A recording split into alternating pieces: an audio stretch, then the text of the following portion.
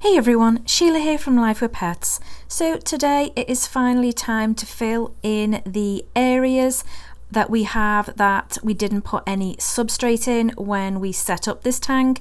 It has taken us a while to decide exactly what we wanted to do with it, but we have made a decision, and that was to use a very fine gravel.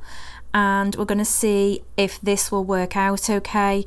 We are finding that the clown barbs are very destructive. They are destroying our Anubias plants. They do tend to leave the cryptwentii alone, but as far as Anubias, they are just completely destroying them. For those of you that follow us on Instagram, you will see the post that I did of my poor plants, and at the end of this video, when you see a before and after, you will see a big difference in the tree and just what they have done to those plants.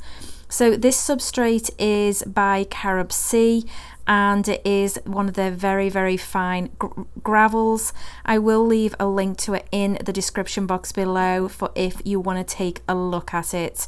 We did sort of give it a little wash through, and we did decide to use a tube to put it into the tank to try and stop the tank from getting too cloudy, and I have to say that did work really well. A while back I did ask you guys for suggestions on plants, and somebody did suggest doing sort of like a grassy look, and I thought that that was a great idea. So I then started looking around for what plants could we use, and I did eventually message Justin from H2O Plants, and he suggested Dwarf Sagittarius. So that is what we have gone with, and hopefully it will work out in this tank. I do want to say thank you to Justin from H2O Plants for sending these to me. He did send these free of charge, and so if you guys want to go take a look at his plants on his website, I do have a link in the description box below, and I do have a coupon code as well. We have been affiliated with Justin from H2O Plants for about 2 years now, a year and a half to 2 years, and I have to say that whenever we've got plants from him, they've always been really good and they've come in really healthy. So this is what we've decided to go with. My only concern is the clown barbs, to whether they are going to destroy these as well. I'm hoping, based on the fact that they don't bother with the cryptwentii, which is sort of a long narrow leaf as well, then I'm hoping that it's going to be the same. But as you can see, as soon as we put it in, they did start going at it.